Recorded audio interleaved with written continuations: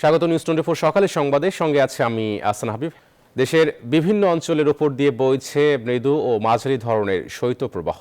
এই কারণে উত্তরাঞ্চলে শীতের তীব্রতা বেড়েছে, হিমেল বাতাস ও প্রচণ্ড ঠান্ডায় বিপর্যস্ত জনজীবন। সোমবার চুয়াডাঙ্গায় দেশের সর্বনিম্ন তাপমাত্রা রেকর্ড করা হয়েছে 7.4 ডিগ্রি সেলসিয়াস। এদিকে আবহাওয়া অধিদপ্তর জানিয়েছে গোটা ডিসেম্বর মাস জুড়েই দেশের বিভিন্ন অঞ্চলের উপর দিয়ে মৃদু ও মাঝারি ধরনের শৈত্যপ্রবাহ অব্যাহত থাকবে। হিমেল বাতাসের কারণে রাজধানীতেও শীত অনুভূত হচ্ছে। মাহমুদুল হাসান ও প্রতিনিধিদের তথ্যচিত্রে বিস্তারিত ডেস্ক রিপোর্টে। উত্তরের জেলা পঞ্চগড়। গেল দুদিন ধরে এই জেলায় বইছে মৃদু শৈত্যপ্রবাহ। প্রচন্ড শীতের কারণে দুর্ভোগে পড়েছেন নিম্ন আয়ের মানুষ। প্রচন্ড ঠান্ডা, কুয়াশায় আবহাওয়া খুবই খারাপ। হাত পাকের কোনো কম্বল পর্যন্ত কাজ করতেছে না, এরকম শীত, কনকনা শীত। দিনাজপুরেও শীতের তীব্রতা বেড়েছে। কনকনে ঠান্ডায় বেশি দুর্ভোগে পড়েছেন ছিন্নমূল ও খেটে খাওয়া মানুষ। আগামী কয়েকদিন তাপমাত্রা 6 থেকে 10 ডিগ্রি সেলসিয়াস ওঠানামা করবে এই জেলায়। এত পরিমাণ ঠান্ডা, হিমেল বাতাস একদম হাত পা শিরশির করতেছে। এমন ঠান্ডা, রোদ উঠলেও ঠান্ডা কমতেছে না, ঠান্ডা থাকতেছেই। এদিকে চুয়াডাঙ্গায় জেকে বসেছে শীত। সোমবার এই জেলায় দেশের সর্বনিম্ন তাপমাত্রা রেকর্ড করা হয়েছে 7.4 ডিগ্রি সেলসিয়াস। আবহাওয়া অধিদপ্তর জানিয়েছে হিমালয় থেকে আসা হিমবায়ুর প্রভাবে এই শৈত্যপ্রবাহ শুরু হয়েছে। হয়তো আগামীকাল পরশু তাপমাত্রা আরো কমে যাবে। সেক্ষেত্রে দেশের অনেক জায়গায় মৃদু থেকে মাঝারি যে শৈত্যপ্রবাহ, এটা এলাকা বিস্তার আরো বিস্তীর্ণ এলাকা বিস্তার লাভ করবে। আমরা আশা করছি হচ্ছে জানুয়ারি ফার্স্ট উইক যে দেশে অনেক জায়গায় আপনার মৃদু থেকে মাঝারি এবং কোনো কোনো জায়গায় আপনার সিভিয়ার কোল্ড ওয়েভ চলে আসবে। ফলে শুরু হওয়া শীতের কাঁপন চলবে পুরো মাস জুড়েই। Desk report, news 24। আর এই বিষয়ে বিস্তারিত জানাতে সাতক্ষীরা থেকে যুক্ত হচ্ছেন সহকর্মী মনিরুল ইসলাম মনি।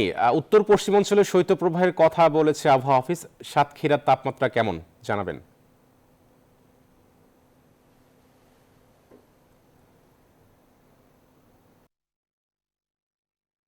আসলে গত দুদিন ধরে হিমেল হাওয়া, মৃদু হিমেল হাওয়া উত্তর থেকে দক্ষিণ দিকে প্রবাহিত হচ্ছে। আমরা কথা বলেছিলাম সাতক্ষীরা আবহাওয়া অধিদপ্তরের সঙ্গে। এখানে আবহাওয়া অধিদপ্তরের আবহাওয়া কর্মকর্তা জুলফিকার আলী আমাদেরকে জানিয়েছেন যে প্রতিদিনই সাতক্ষীরার তাপমাত্রা নেমে আসছে। গত 2 দিনে 2 ডিগ্রি সেলসিয়াস তাপমাত্রা নেমে 10.5 ডিগ্রি সেলসিয়াস তাপমাত্রা নেমে এসেছে। মানে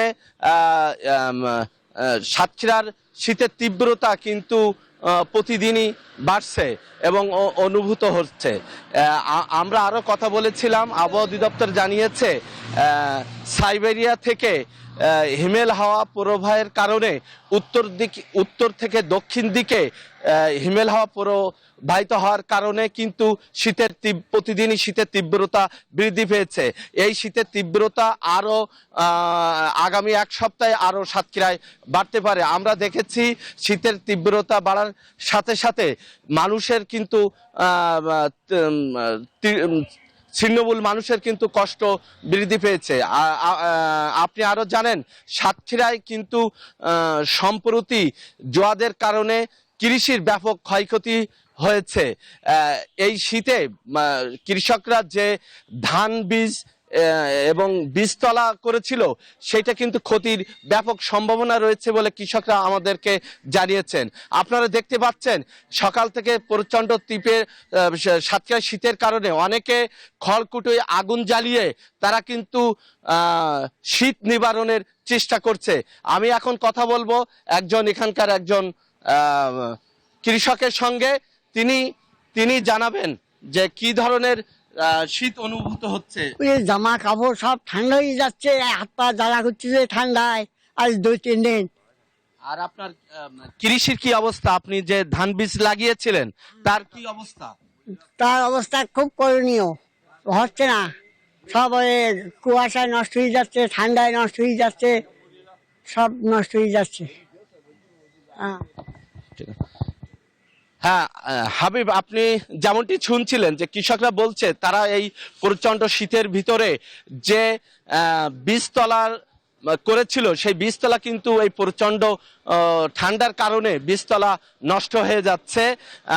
এছাড়া আমরা দেখেছি যে সাতক্ষীরার বিভিন্ন স্থানে যেসব জায়গায় ধান বীজ সহ আলুর ক্ষেত, তারপরে সিম, বরবটি, সরিষা কিন্তু ব্যাপক ক্ষয়ক্ষতি হওয়ার সম্ভাবনা রয়েছে বলে আবহাওয়া অধিদপ্তর আমাদেরকে জানিয়েছেন।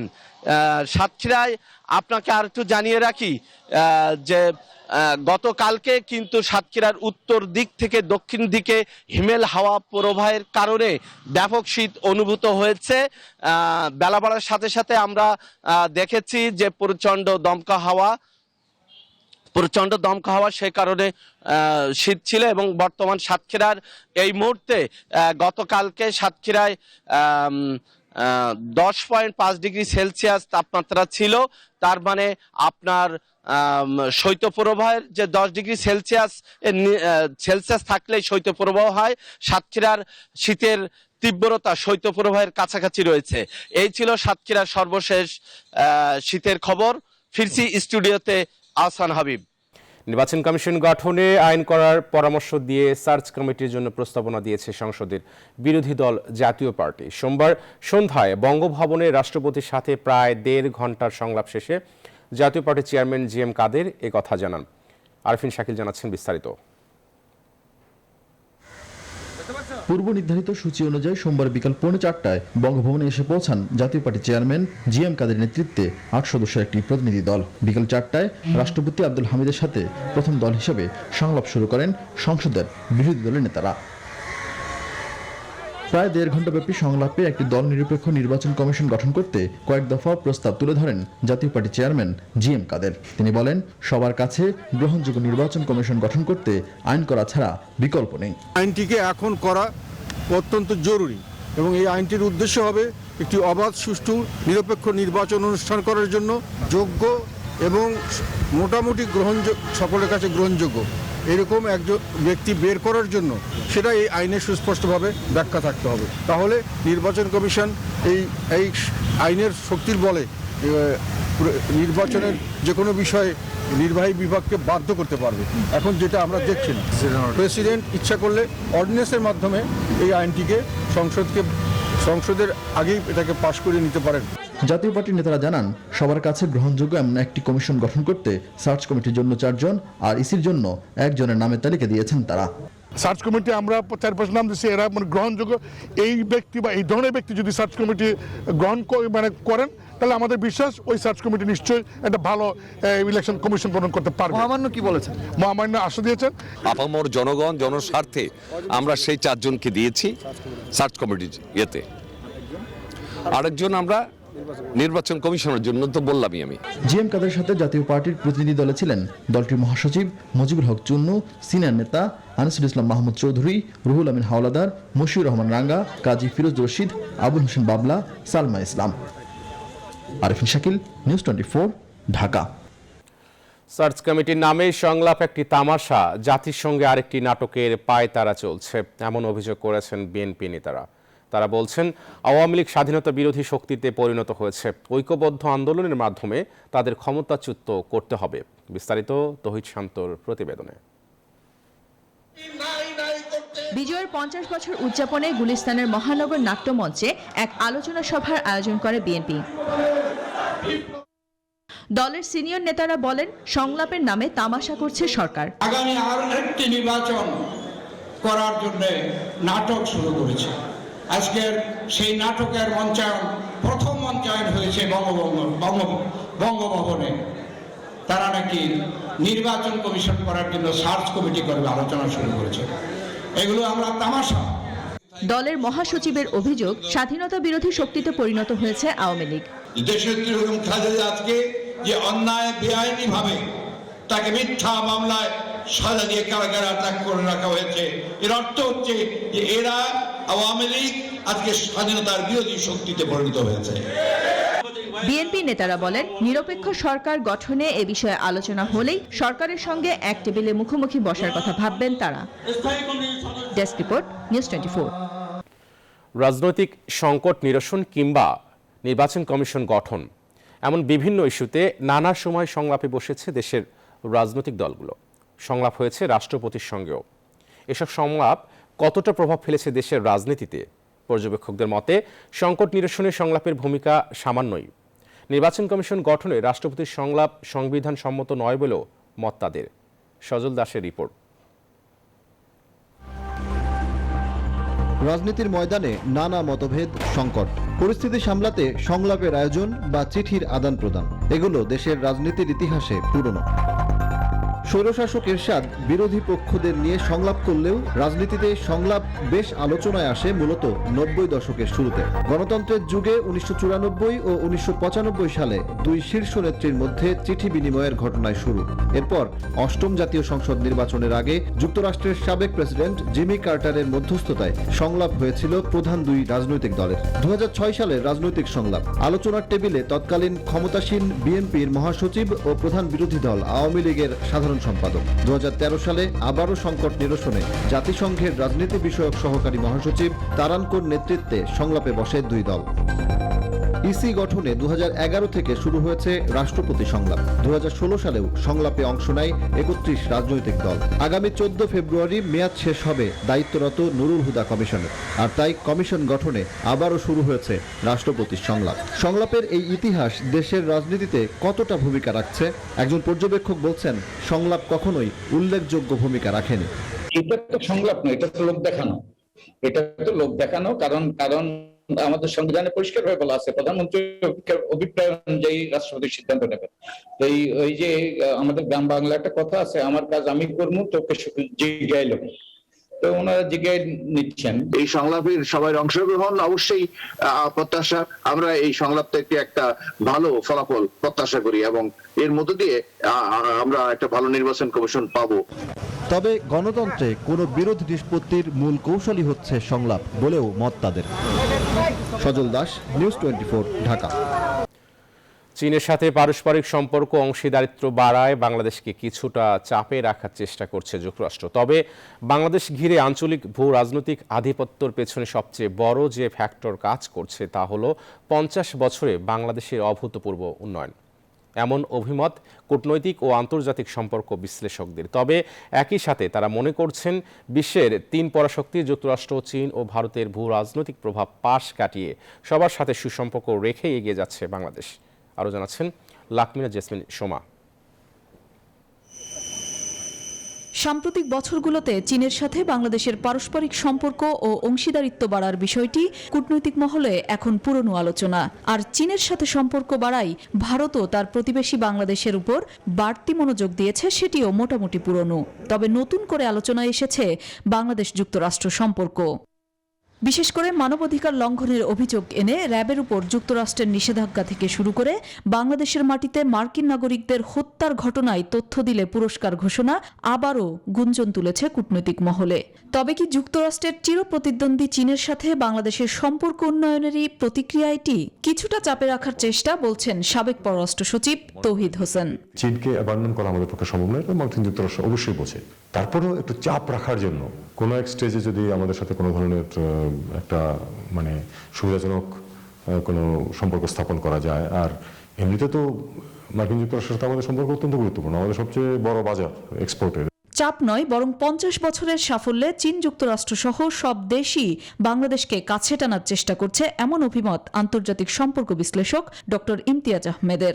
বলতে গেলে একটা মধু আমরা তৈরি করতে পেরেছি, এই মধু আকর্ষিত হবেই। সেই তুর্কি কবির বিখ্যাত কথাই আছে, if there is honey in my pot, bees will come from Timbuktu.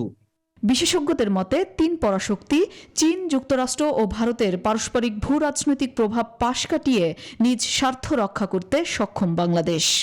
Bharat এবং চীনের যে সংঘাত, সেটা থেকে কিন্তু আমরা সাফল্যের সাথে কিন্তু আমরা আমাদের দূরত্ব বজায় রেখে চলেছি। আমরা কিন্তু ভারতের সাথে অত্যন্ত ঘনিষ্ঠ, বরং অতি ঘনিষ্ঠ সম্পর্ক আমাদের। চীনের সাথে ঘনিষ্ঠ, বিশেষ করে অর্থনৈতিক কারণে অত্যন্ত ঘনিষ্ঠ সম্পর্ক। তাদের শত্রু আমাদের শত্রু না, বা তাদের বন্ধু আমাদের বন্ধু না। তাদের দিক থেকে জিও পলিটিক্স থাকতে পারে, আমাদের দিক থেকে যে পলিটিক্স ইন্টারেস্ট হলো, আমরা সবার সাথে বন্ধুত্ব রাখবো।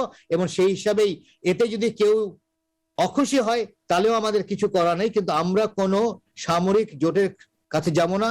এরই মধ্যে পররাষ্ট্রমন্ত্রী একে আব্দুল মোমেন ঘোষণা দিয়েছেন, নিষেধাজ্ঞার ব্যাপারে যুক্তরাষ্ট্রের সাথে আলোচনা অব্যাহত রাখবে বাংলাদেশ। আশা করি তারা ওই দেশটা পরিপক্ক লোকজন আছেন, জ্ঞানী লোক আছেন, তারা তখন তাদের অবস্থা পরিবর্তন করবে। আমরা সেই প্রচেষ্টাই চালাবো। বাংলাদেশের ঐতিহাসিক বন্ধু ভারত, রপ্তানি আয়ের অন্যতম উৎস যুক্তরাষ্ট্র আর উন্নয়ন সহযোগিতার বড় অংশীদার চীন। এখন সব কুল রক্ষা হলেই সফল বাংলাদেশের কূটনীতি। লাকুনা জেসমিন সোমা, নিউজ 24, ঢাকা। ষাটোর্ধ্ব ব্যক্তির অনিয়ন্ত্রিত রোগ না থাকলে নেওয়া যাবে ভ্যাকসিনের বুস্টার ডোজ, বলছেন বিশেষজ্ঞরা। এছাড়াও অ্যাস্ট্রাজেনেকার 2 ডোজ সম্পূর্ণ হওয়া যাদের টিকার মেয়াদ 6 মাস পেরিয়েছে তাদের অন্য টিকায় বুস্টার ডোজ নেওয়া বিজ্ঞানসম্মত বলেও জানান বিশেষজ্ঞরা। বুস্টার ডোজ প্রসঙ্গে বিশেষজ্ঞদের সাথে কথা বলেছেন রিশাদ হাসান। বাকিটা রিপোর্টে। এমন একটা সময় বাংলাদেশে করোনা টিকার বুস্টার ডোজ শুরু হচ্ছে যখন বিশ্বের অন্তত 90টি দেশে আঘাত হেনেছে করোনার দক্ষিণ আফ্রিকান ভ্যারিয়েন্ট ওমিক্রন। বিভিন্ন আন্তর্জাতিক গবেষণা বলছে করোনা টিকার বুস্টার ডোজ ওমিক্রন প্রতিরোধে 85% কার্যকরী। বিশেষজ্ঞরা বলছেন ষাটোর্ধ্ব ব্যক্তি যারা জটিল রোগ আক্রান্ত তার নিয়ন্ত্রিত হলেই নিতে পারবেন বুস্টার ডোজ। উন্নত বিশ্বে কিন্তু কারো কিছু হয়নি, গবেষণা প্রমাণিত হয়েছে, সে কারণে কিন্তু চালু করা। তারপরে বিশেষ সতর্কতার জন্য কিন্তু আমাদের পরীক্ষামূলকভাবে দেওয়ার পরে 7 দিন অবজারভেশনে রাখা হবে যে তাদের কোনো কিছু হচ্ছে কিনা।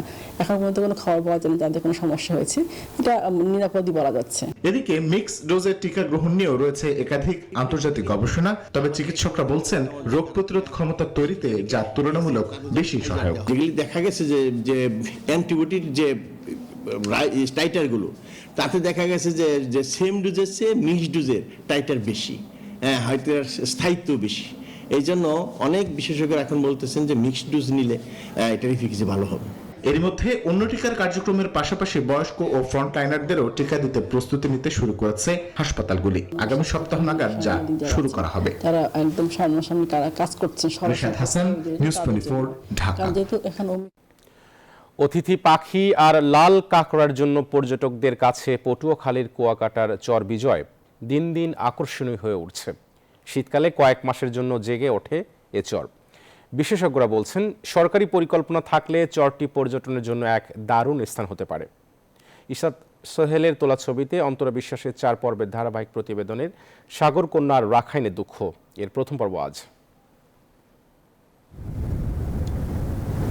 শীতের কয়েক মাস চরটি থাকে অতিথি পাখির দখলে। বছর চারেক আগে বিজয়ের মাস ডিসেম্বরে এ চরের খোঁজ মেলে, তাই এর নাম রাখা হয় চর বিজয়। 5000 একরের এই চরে দিন দিন পর্যটকের সংখ্যা বাড়ছে। বাংলাদেশে এরকম জায়গা খুঁজে পাই না, সবখানেই তো ধরেন একটা বন্যতা শুরু হয়ে যায়, তাই না? সেই ক্ষেত্রে তো এটা এখনো খুবই ন্যাচারাল। খুবই ভালো লাগছে, পরিবেশটা খুবই ভালো, নিরিবিলি, পাখিগুলো দেখতে পেয়েছি। বাংলাদেশের অন্য কোনো চরে এরকম পাখি দেখিনি, এটা মানে অ্যামেজিং। পটুয়াখালীর কুয়াকাটা থেকে মাত্র 30 কিলোমিটার দূরে সাগরের গভীরে চর বিজয়ের অবস্থান। যেতে হয় ট্রলার, স্পিডবোট বা অন্য কোনো নৌযান দিয়ে। সাধারণত ঘন্টা দেড়েক সময় লাগে চরে পৌঁছাতে। স্থানীয়দের কাছে চরটি হাইরের চর নামেও পরিচিত। চর বিজয়ে আছে লাল কাঁকড়া, ইলিশ আর সামুদ্রিক মাছ পাওয়া যায় চর বিজয়ের আশেপাশে। জেলেরাই প্রথম এ চরের সন্ধান দিয়েছিল। আমরা জেলে কাজ করি, এখন আবহাওয়া খারাপ হয়ে গেছে, যাই চালাইয়ে নিয়ে দেন, আশ্রয় নেই, চরটায় থাকা যায়, নিরাপত্তা পাই। অনেক ফল ফাঁকড়া গাছ লাগাইছিল, আর লাগানোর পর আপনার ওই যে ঝড় আইছে আপনার বৈশাখ মাসের, ওই ঝড়ের সময় তলাইয়ে গেছে। চর বিজয়ে ম্যানগ্রোভ প্রজাতির প্রায় 2000 গোল, চৈলা, কেওড়া ও সুন্দরী গাছের চারা রোপণ করা হয়েছিল। ঝড়ে সেগুলো নষ্ট হয়ে যাওয়ায় আবারও রোপণের পরামর্শ সংশ্লিষ্টদের। কুয়াকাটার পর্যটনটাকে আরও বেশি পর্যটন বান্ধব করার জন্য সরকারি, বেসরকারি এবং স্থানীয় জনগণের সম্পৃক্ততা অত্যন্ত প্রয়োজন, এবং পর্যটকদেরকে ধরে রাখার জন্য পর্যটন ব্যবস্থাপনাগুলোকে আরও বেশি গুরুত্ব দিতে হবে। চর বিজয়ের দৈর্ঘ্য 10 কিলোমিটার আর প্রস্থ 2.5 কিলোমিটার। বর্ষায় চরটি 3-4 ফুট পানির নিচে ডুবে যায়, আর শীতে বঙ্গোপসাগরের বুকে 4 থেকে 7 ফুট উচ্চতায় জেগে ওঠে। অনেকে একে ডুবো চর নামে ডাকে, তবে 2021 সালে এ চর ডোবেনি। অপরূপ সৌন্দর্যের লীলাভূমি আমাদের এই বাংলাদেশ। এখানকার ছোট ছোট জায়গাগুলোর সৌন্দর্যকে যদি সবার সামনে তুলে ধরা যায়, তাহলে বাংলাদেশ পর্যটন শিল্পে হয়ে উঠতে পারে আরও বেশি সমৃদ্ধশালী, এমনটি মনে করছেন বিশেষজ্ঞরা। অন্তরা বিশ্বাস, চর বিজয়, কুয়াকাটা, পটুয়াখালী। প্রধানমন্ত্রী সফর ঘিরে আশার আলো দেখছেন মালদ্বীপে কর্মরত 1 লাখেরও বেশি বাংলাদেশি কর্মী। বিশেষ করে বেতন বৈষম্য দূর, অবৈধদের বৈধকরণের সুনির্দিষ্ট ঘোষণার প্রত্যাশা করছেন তারা। বৈধভাবে টাকা পাঠাতে একটি ব্যাংক স্থাপনেরও দাবি তাদের। দেশটিতে নিযুক্ত বাংলাদেশের হাই কমিশনার নাজমুল হাসান জানিয়েছেন, প্রধানমন্ত্রীর সফরে একটি চুক্তি ও 3টি সমঝোতা সই হতে পারে। মালদ্বীপে বাংলাদেশের শ্রমবাজার নিয়ে মেহেদী হাসানের ছবিতে লাকমিনা জেসমিন সোমার 3 পর্বের ধারাবাহিক প্রতিবেদনের শেষ পর্ব আজ। সবকিছু ঠিক থাকলে আগামী 22 ডিসেম্বর বন্ধুত্বের উষ্ণ বার্তা নিয়ে মালদ্বীপ সফরে যাবেন প্রধানমন্ত্রী শেখ হাসিনা। আর এই খবরে উচ্ছ্বসিত দেশটিতে থাকা প্রায় 1,20,000 বাংলাদেশি। বিশেষ করে আশার আলো দেখছেন সংকটে থাকা 50,000-এরও বেশি অবৈধ অভিবাসী কর্মী। ভারত মহাসাগরের এই দ্বীপরাষ্ট্র থেকে দেশে টাকা পাঠানোর একমাত্র মাধ্যমই যেন হুন্ডি। তাতে বিপুল অঙ্কের রেমিটেন্স হারাচ্ছে সরকারও। প্রধানমন্ত্রীর সফরে এর সুরাহা হবে এমনটি প্রত্যাশা বাংলাদেশিদের। আমরা আইডি কার্ড ছাড়া আরেকজনের আবার দালাল ধরা লাগে, অনেক কষ্ট করে তাহলে টাকা পাঠার লাগে, আর নয়তো বিকাশের মাধ্যমে টাকা পাঠার লাগে। বাংলাদেশের কিছু ব্যাংক এখানে যদি 2-1টা শাখা করে এই দেশের রুপিয়াটা সেন্ড করতে পারে, তাহলে আমাদের জন্য অনেক সুবিধা। এমনকি বাংলাদেশ সরকারও বড় ধরনের একটা রেমিটেন্স পাবে আশা করি। ওয়ার্ক ভিসায় কর্মী নিয়োগের প্রক্রিয়া ও দালালের দৌরত্ব নিয়ে অভিযোগের শেষ নেই বাংলাদেশিদের। 3 বছর ধরে ওয়ার্ক ভিসা চালু না থাকায় অনেকে আবার নতুন করে অবৈধ হচ্ছেন। বিভিন্ন সমস্যা নিয়ে দূতাবাসে অভিযোগ করেও অনেক ক্ষেত্রে মিলছে না সমাধান। মাননীয় প্রধানমন্ত্রী এদেশে আসবে, এদেশের সরকারের সাথে বসে যেন আমাদেরকে বৈধ করে নেওয়া হয়। আমাদের অবৈধ যারা আছি তাদের জন্য একটু সমস্যা হয়, পুলিশের কোনো সমস্যা হয় না, সমস্যা হয় আপনার আমাদের স্যালারি নিয়ে। আমাদের বাংলাদেশি লোক যদি একজন বাংলাদেশে যাইতে হয়, যার কাগজপত্র নাই, তারা এখানকার ইমিগ্রেশনে যাই 1 রাত দাঁড়ানো থাকতে হয়। এমবিসিতে যাবার পরে ওইখানে দাঁড়ানো থাকতে হয়, বাইরে নির্যাতন হইতে হয়। দেশটিতে নিযুক্ত বাংলাদেশের হাই কমিশনার জানান, 3 দিনের সফরে পারস্পরিক সহযোগিতা বৃদ্ধিতে বেশ কয়েকটি সমঝোতা স্মারক ও চুক্তি সই করবে 2 দেশের সরকার প্রধান। মেডিকেলের যেই নার্স এবং টেকনিশিয়ানস যারা আছেন তাদেরকে মালদ্বীপে আনার ব্যাপারে আমরা আলোচনা করছি। কেউ যদি বিনিয়োগ করেন তাকে যাতে 2 দেশেই সরকারিভাবে কর দিতে না হয়, এটা সহ আরও উচ্চশিক্ষার ক্ষেত্রে কিছু কথাবার্তা চলছে। 1978 সালে বাংলাদেশ ও মালদ্বীপের মধ্যে কূটনৈতিক সম্পর্ক স্থাপিত হয়। এরপর থেকেই বিভিন্ন দ্বিপাক্ষিক ও আন্তর্জাতিক ইস্যুতে একসঙ্গে কাজ করছে 2 দেশ। মালদ্বীপে বেতন বৈষম্য থেকে শুরু করে আইনি সেবা কিংবা চিকিৎসা সেবার মতো মৌলিক অধিকারগুলো থেকে বঞ্চিত হচ্ছেন এখানকার 1.5 লাখেরও বেশি অবৈধ বাংলাদেশি। সহজ এবং সুষ্ঠু অভিবাসন প্রক্রিয়ার মধ্য দিয়ে তারা যাতে বৈধ হতে পারেন, দেশটির সরকারের কাছে সেটি গুরুত্বের সাথে তুলে ধরবে বাংলাদেশ, এমনটি দাবি এখানকার অভিবাসী কর্মীদের। লাকমিনা জেসমিন সোমা, নিউজ 24, মালে, মালদ্বীপ। রাজশাহী শহররক্ষা বাঁধের দখল যেন থামছেই না। যে যেভাবে পারছেন করছেন দখল। পানি উন্নয়ন বোর্ড 591 জন অবৈধ দখলদারকে চিহ্নিত করলেও নানা কারণে তাদের উচ্ছেদ করতে পারছে না। তাই এখনও যেটুকু টিকে আছে তা রক্ষায় উদ্যোগ নেওয়ার পরামর্শ গবেষকদের। এসে বাপ্পি ক্যামেরায় রাজশাহী থেকে কাজী শাহেদের প্রতিবেদন। এক সময়ের প্রমত্ত পদ্মা এখন মরতে বসেছে। দখল দূষণে বিবর্ণ পুরো নদীর তীর। যে যার মতো দখল করছে, ফেলা হচ্ছে বর্জ্য। পদ্মা দখলমুক্ত করতে বা এর প্রবাহ ফিরিয়ে আনতে কোনো কার্যকর উদ্যোগ নেই। ব্যবস্থা নেবার জন্য সংশ্লিষ্ট আইন শৃঙ্খলা বাহিনীর কাছে অনুরোধ জানায়, কিন্তু যে কোনো প্রভাবশালী মহলের কারণেই কিন্তু এগুলি উদ্যোগগুলি বাস্তবায়ন হয় না। স্থানীয় জনপ্রতিনিধির নেতৃত্বে এখানকার যে আমাদের সাধারণ মানুষ আছে তাদেরকে সচেতন করতে হবে যে আসলে এই নদী রক্ষা যদি করতে হয় তাহলে আমাদের কি করা দরকার। পানি উন্নয়ন বোর্ড 591 জন দখলদারকে চিহ্নিত করে চিঠি দিলেও কেউই আমলে নেননি। মামলা করে বাধাগ্রস্ত করছে উচ্ছেদ অভিযান। পানি উন্নয়ন বোর্ড জেলা প্রশাসকের সাথে এবং জনপ্রতিনিধিদের সাথে সহযোগিতা করে এই প্রকল্প যে অবৈধ উচ্ছেদ করার জন্য কার্যক্রম গ্রহণ করছে, ভবিষ্যতে করবে। উচ্ছেদের প্রক্রিয়া চলমান রয়েছে। আবার কিছু ক্ষেত্রে আবার সিভিল কোর্টের মামলাও রয়েছে। অনেকে আবার কিছু ফ্যাব্রিকেটেড কাগজপত্র তৈরি করে তারা জমির মালিকানা দাবি করে বিভিন্ন জায়গায় মামলা করছে। নদী অববাহিকার মানুষের জীবনযাত্রা এবং গড়ে ওঠা নদীকেন্দ্রিক সভ্যতার পরিচয় হারিয়ে যেতে বসেছে পদ্মার দখল দূষণে। তবে যেটুকুর অস্তিত্ব এখনো আছে সেটুকু রক্ষায় উদ্যোগ নেয়ার কথা বলছেন এই গবেষক। নদীগুলোর সাথে যেহেতু এই অঞ্চলের জীবন জীবিকা কিংবা এই অঞ্চলের নগরায়ন থেকে শুরু করে সভ্যতার সমস্ত কিছু জড়িত ছিল, অতএব সে মানুষগুলোর জন্য আমাদেরকে অবশ্যই ভাবতে হবে। পদ্মার ভাঙন থেকে রক্ষার জন্য নির্মিত হয়েছিল 17 কিলোমিটার বাঁধ। শহর রক্ষা বাঁধ দখলমুক্ত করার দাবি রাজশাহীবাসীর। কাজী শাহেদ, নিউজ 24, রাজশাহী। 91 বছর বয়সী এবং 20 বছর আগে পরিত্যক্ত ঘোষিত পুরাতন কালুরঘাট সেতু দিয়ে চলাচল করবে ঢাকা থেকে কক্সবাজারের ট্রেন। কারণ কর্ণফুলীর উপর নতুন ও দ্বিতীয় কালুরঘাট সেতু নির্মাণ এখনও পরিকল্পনা পর্যায়ে আছে। তাই 2022 সালে কক্সবাজার পর্যন্ত ট্রেন চালাতে পুরাতন সেতুকে মেরামতের পরিকল্পনা রেলওয়ের। এজন্য নিয়োগ দেওয়া হয়েছে বুয়েটের পরামর্শকও। নতুন সেতু না হওয়ায় যানজট ভোগান্তি আরও বাড়ার শঙ্কায় দক্ষিণ চট্টগ্রামের অর্ধকোটি মানুষ। আহাদুল বাবুর ছবিতে শেখ জায়েদের রিপোর্ট। ঢাকা থেকে কক্সবাজার যাবে ট্রেন। 2010 সালে দোহাজারী হতে রামু হয়ে কক্সবাজার এবং রামু হতে মিয়ানমারের নিকটে ঘুমধুম পর্যন্ত single line dual gauge track নির্মাণ প্রকল্প অনুমোদন দেয় সরকার। নানা জটিলতায় পিছিয়ে পড়া এই প্রকল্পের সংশোধিত এডিবি অনুমোদিত হয় 2016 সালে। পরে মেয়াদ বাড়ানো হয় 2022 সালের জুন পর্যন্ত। প্রকল্পের কাজ শেষ হয়েছে 65%। পরিকল্পনা অনুযায়ী কর্ণফুলী নদীতে পুরাতন কালুরঘাট সেতুর পাশেই আরেকটি নতুন সেতু তৈরি হওয়ার কথা। দক্ষিণ চট্টগ্রামের মানুষের দীর্ঘদিনের দাবির পরও নতুন একটি সেতু না হওয়ায় হতাশ তারা। আমাদের দাবি হচ্ছে একটা দাবি, মানে একটা ব্রিজ। যারা চাকরি করে বা ব্যবসা বাণিজ্য করে ওদের টাইমলি জায়গায় পৌঁছাতে এই জিনিসটা মারাত্মকভাবে ভোগান্তি হচ্ছে। 2001 সালে পরিত্যক্ত ঘোষিত এই সেতু এক্সপ্রেস ট্রেন চালানোর উপযোগী নয় বলছেন এই পরিকল্পনাবিদ। কালুঘাট ব্রিজ না হলে এর উপর দিয়ে রেল চলাচল যাবে না। আর বর্তমান যে রেল লাইন এটা এমনি খুব ঝুঁকিপূর্ণ, এটা লোকাল ট্রেন হতে চলতে পারবে, কক্সবাজার পর্যন্ত যে এক্সপ্রেস ট্রেন সে এক্সপ্রেস ট্রেনটা চলবে না। 2001 সালে পরিত্যক্ত ঘোষিত এবং ঝুঁকিপূর্ণ এই সেতুটি দিয়েই ঢাকা থেকে কক্সবাজার পর্যন্ত রেলপথ চালু করতে চায় সরকার।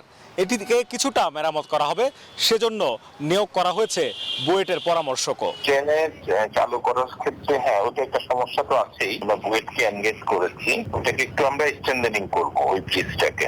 নতুন করে এই সেতুটি বাস্তবায়িত না হওয়া, নতুন সেতু না হওয়া পর্যন্ত পুরানো যে সেতু সেটা যাতে সংস্কার করে চলানোর উপযোগী করা যায় সেই ব্যবস্থা আমরা গ্রহণ করব। পুরাতন এই সেতুটি একমুখী রেল ও সড়ক সেতু, তাই দীর্ঘ যানজট ভোগান্তি নিত্যদিনের। এই সেতুতেই কক্সবাজারমুখী ট্রেন চালু করলে ভোগান্তি আরও বাড়বে বলছেন ভুক্তভোগীরা। শেখ জায়েদ, নিউজ 24, চট্টগ্রাম। এবারে টাঙ্গাইল থেকে যুক্ত হচ্ছেন সহকর্মী আতিক রহমান। আতিক, শৈত্যপ্রবাহের প্রভাবে টাঙ্গাইলে শীতের প্রকোপ কেমন দেখছেন আর কৃষিতে কি ধরনের প্রভাব পড়ছে জানাবেন।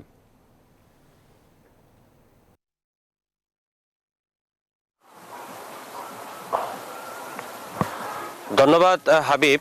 আপনি জানেন যে গত কয়েকদিন যাবৎ সারা দেশের যে শীতের প্রকোপ সেটি কিন্তু বেড়ে গিয়েছে, আসলে যার কারণে মানুষের যে শীতের কারণে অনেকটাই যে কাজ থমকে রয়েছে এবং আজকেও কিন্তু ব্যাপক যে শীতের প্রকোপ সেটি কিন্তু আমরা লক্ষ্য করছি। অর্থাৎ ঠান্ডা বাতাসের সাথে যে শীতের যে প্রকোপটি আমরা সেটি কিন্তু গত কয়েকদিন যাবৎ রয়েছে।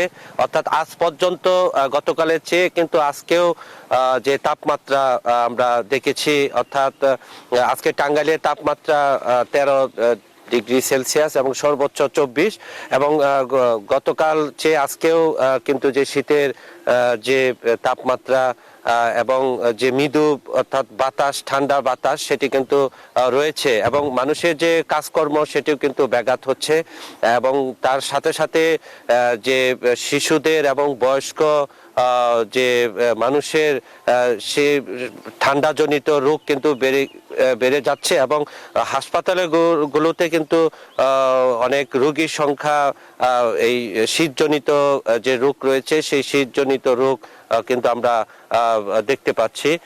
তো সব মিলে আসলে যে মানুষের যে এই বর্তমানে যে শীতের গত কয়েকদিন যাবৎ মানুষের কাজকর্ম অর্থাৎ স্বাভাবিকের চেয়ে কিন্তু অনেকটাই গতি কমেছে এবং মানুষের যে চলাফেরা সব দিক দিয়েই কিন্তু শীতের কারণে অনেকটাই থমকে রয়েছে।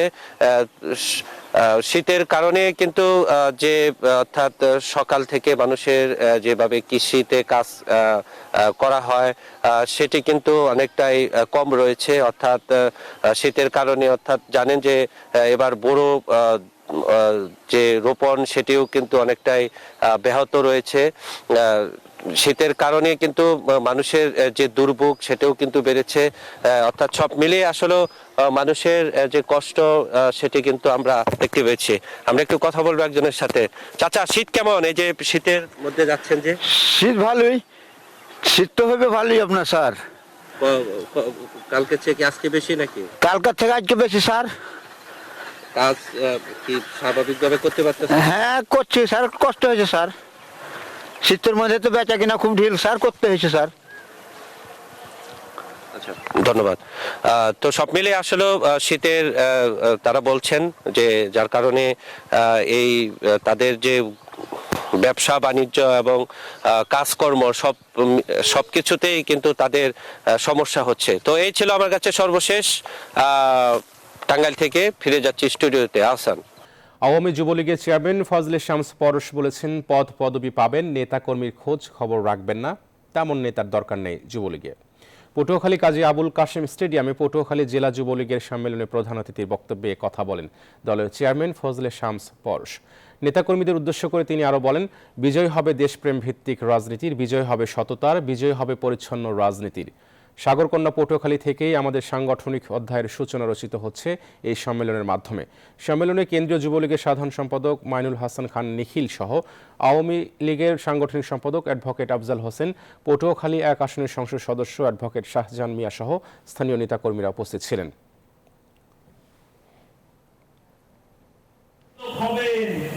আর অসুস্থ নেতাকর্মীদের স্বাস্থ্যের খেয়াল করবেন না, মহিলা সম্পাদক হবেন আর নির্যাতিত নিপীড়িত মহিলাদের খোঁজ খবর রাখবেন না, অথবা আইন সম্পাদক হবেন আর নেতাকর্মীদের আইনি সাহায্য সহযোগিতা দিবেন না।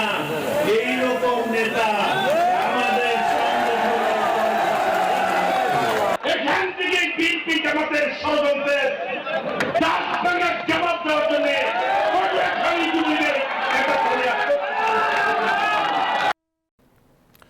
পঞ্চগড়ের আটোয়ারীতে পুলিশ সাথে নিয়ে রাধানগর বালিকা উচ্চ বিদ্যালয়ের শ্রেণীকক্ষ ভেঙে দিয়েছেন বগুড়ার জেলার প্রশাসনিক ট্রাইব্যুনালের জজ স্বর্ণিম আক্তার পাপড়ি।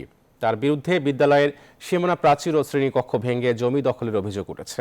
গেল শুক্রবার এই ঘটনা ঘটে। এই ঘটনার তীব্র নিন্দা জানিয়েছেন তারা। ওই বিদ্যালয়ের সীমানা প্রাচীর সহ শ্রেণীকক্ষ পুনরায় নির্মাণ করে দেওয়ার দাবি জানিয়েছেন তারা। সরকার হায়দারের তথ্যচিত্রে ডেস্ক রিপোর্ট। 1991 সালে পঞ্চগড়ের আটোয়ারী উপজেলার রাধানগর ইউনিয়নে ব্যক্তি উদ্যোগে প্রতিষ্ঠা করা হয় রাধানগর বালিকা উচ্চ বিদ্যালয়। বর্তমানে বগুড়ার প্রশাসনিক ট্রাইব্যুনালের জজ শর্মিন আক্তার পাপড়ির পিতা তসলিম উদ্দিন প্রধান সেই সময় ওই স্কুলে 28 শতক জমি বিদ্যালয়ে দান করার প্রতিশ্রুতি দেন। এ কারণে ওই জমিতে নবম শ্রেণীর কক্ষ ও একটি সীমানা প্রাচীর নির্মাণ করে বিদ্যালয় কর্তৃপক্ষ। 2014 সালে ওই জমি নিজের নামে রেজিস্ট্রি করে নেন স্বর্ণিম আক্তার। ওই জমির মালিকানা দাবি করে বিদ্যালয় কর্তৃপক্ষকে দখল ছেড়ে দিতে বলেন।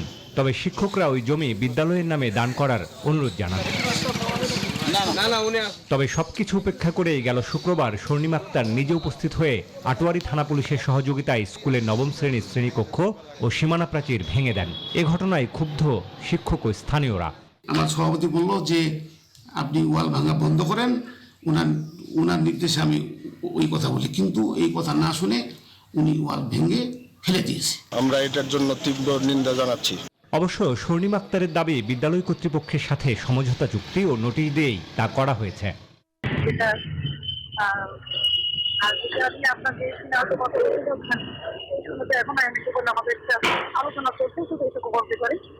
স্কুলের সভাপতি বলছেন, আগামী 2 দিনের মধ্যে এ বিষয়ে মীমাংসা করার প্রতিশ্রুতি দিয়েছেন তার বাবা তসলিম উদ্দিন প্রধান। যাদের পিতা আমার স্যার উনি একসময় ডিএস ছিলেন, তো উনি আমাকে বললেন যে 2 দিনের মধ্যে আমরা এই বিষয়টা একটা সমাধান করব, বিষয়টা যেন কোনো বড় কিছু যেন না হয়, এই জন্য উনি আমাকে বলেছেন। বিদ্যালয়ের সীমানা প্রাচীর সহ শ্রেণীকক্ষ পুনরায় নির্মাণ করে দেওয়ার দাবি জানিয়েছেন স্থানীয়রা। Desk report, news 24। খুলনা বিভাগের ফেব্রিকেটরসদের মধ্যে পুরস্কার বিতরণ করেছে নিও অ্যালুমিনিয়াম। নিও অ্যালুমিনিয়ামের উদ্যোগে যশোরে অনুষ্ঠিত এই পুরস্কার বিতরণ অনুষ্ঠানে প্রধান অতিথি ছিলেন রাকা ইন্ডাস্ট্রিজ প্রাইভেট লিমিটেডের চেয়ারম্যান রফিকুল ইসলাম। এ সময় উপস্থিত ছিলেন কোম্পানির এজিএম ফারুক আহমেদ ও মার্কেটিং ম্যানেজার মোখলেসুর রহমান সহ আরও অনেকে।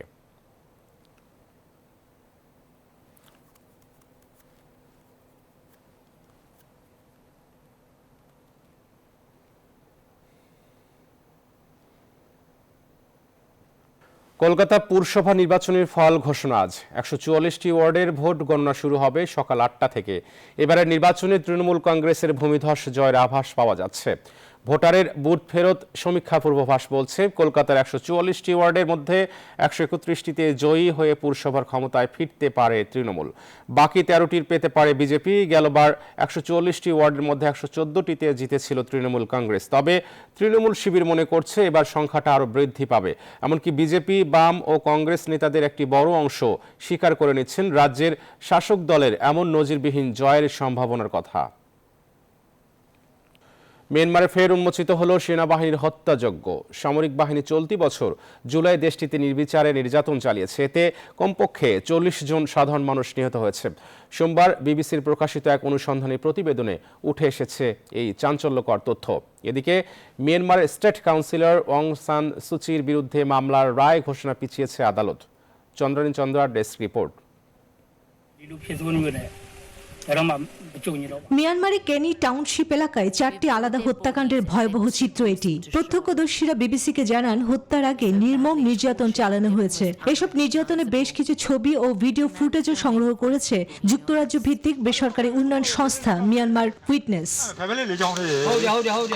বিবিসির প্রতিবেদনে বলা হয় মিয়ানমারে অন্তত 11 জন প্রত্যক্ষদর্শীর জবানবন্দি রেকর্ড করা হয়েছে। সবচেয়ে বড় হত্যাকাণ্ড হয় ইন গ্রামে। সেখানে অন্তত 14 পুরুষকে নির্যাতন করে হত্যার পর মরদেহ পাশের জঙ্গলে ফেলে দেওয়া হয়। যে বিন ডুইন গ্রামে 12টি মরদেহ ক্ষতবিক্ষত অবস্থায় পাওয়া যায়। নিহতদের শরীরের বিভিন্ন অঙ্গ মাটিতে পুঁতে রাখা হয়। তাদের অনেকের বয়স 17 থেকে 18 বছর। নিহতদের পরিবারের দাবি হত্যার শিকার কেউই সেনাবাহিনীর উপর হামলায় জড়িত ছিলেন না। দেশটির মধ্যাঞ্চলে সাগাইং জেলার কেনি এলাকাটি সেনাবাহিনী বিরোধীদের শক্ত ঘাঁটি। তারা আরো বলেন ফেব্রুয়ারিতে জান্তা সরকার স্টেট কাউন্সিলর সুচির ক্ষমতাচ্যুত করার পর থেকেই বিরোধীদের বাধার মুখে পড়ছে সেনাবাহিনী। এদিকে অবৈধভাবে ওয়াকিটকি আমদানির দায়ে মিয়ানমারের স্টেট কাউন্সিলর অং সাং সুচির বিরুদ্ধে যে মামলা হয়েছিল সেই মামলার রায় ঘোষণা পিছিয়েছে আদালত। সোমবার একটি সূত্র এই তথ্য নিশ্চিত করেছে। বার্তা সংস্থা এএফপির খবর, কোনো ধরনের ব্যাখ্যা না দিয়ে আদালত এই রায় ঘোষণা 27 ডিসেম্বর পর্যন্ত স্থগিত রেখেছেন। জান্তার আদালতে সুচির বিচার হচ্ছে। চন্দ্রানী চন্দ্রা, নিউজ 24।